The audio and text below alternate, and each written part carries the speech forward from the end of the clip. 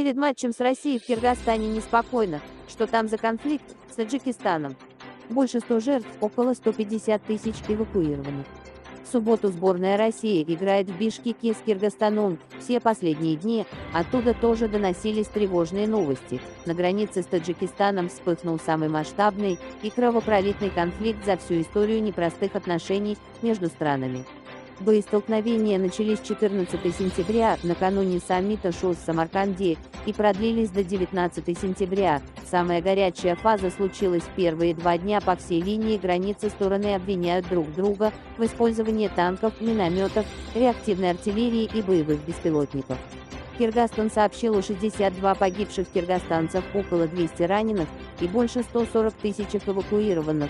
Таджикистан официально подтвердил гибель 41 таджикистанца. В понедельник в Кыргызстане объявили День национального траура.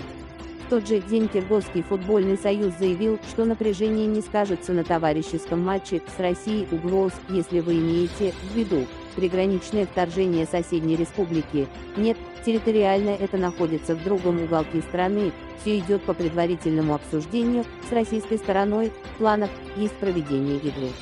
Сейчас сборная России в Бишкеке, матчу ничего не угрожает, обстановка на границе тоже относительно спокойная. Рассказываем, что же там произошло. Из-за чего все началось?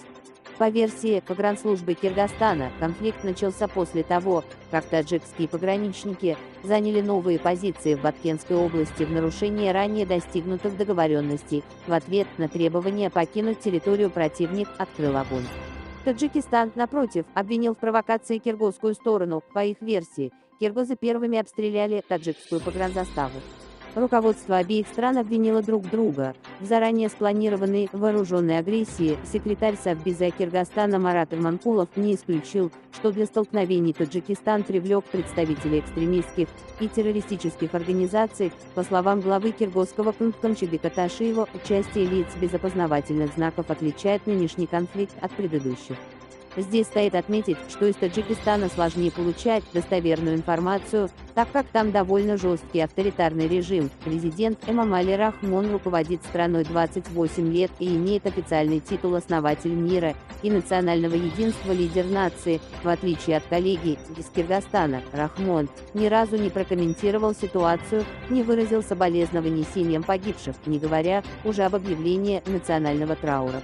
Таджикское медиапространство практически полностью под контролем государства. В индексе свободы прессы по версии организации «Репортеры» без границ Таджикистан занимает 152 и место из 180, тогда как традиционный лидер региона по свободе слова Кыргызстан 72.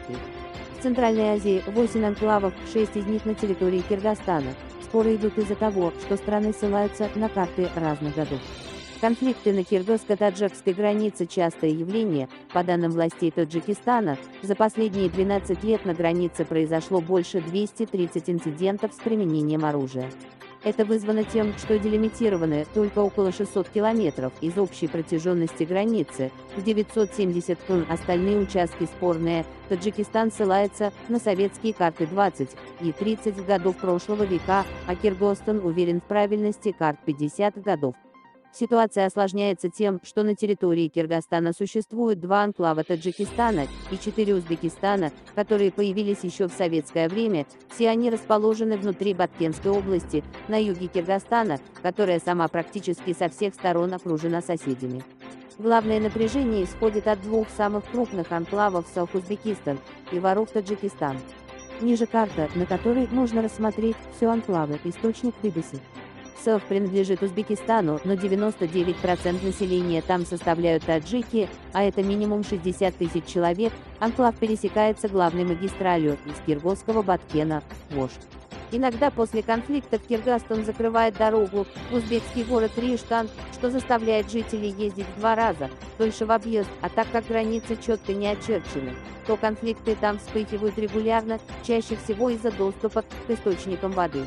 Но самая горячая точка в регионе Варух, именно вблизи него вспыхнули недавние боестолкновения. В Варухе проживает порядка 35-40 тысяч человек, 95% из которых таджики, жители анклава и прилегающих территорий обвиняют друг друга в заселении спорных территорий. Кроме того, есть традиционный конфликт за воду и дороги.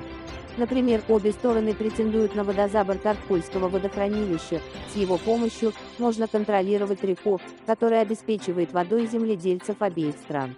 Однако главная сложность – делимитации на этом участке дорога, которая соединяет Варух с Таджикистаном. По ранним советским картам она относилась к территории Таджикской ССР, а по более поздним – это территория Киргизской ССР.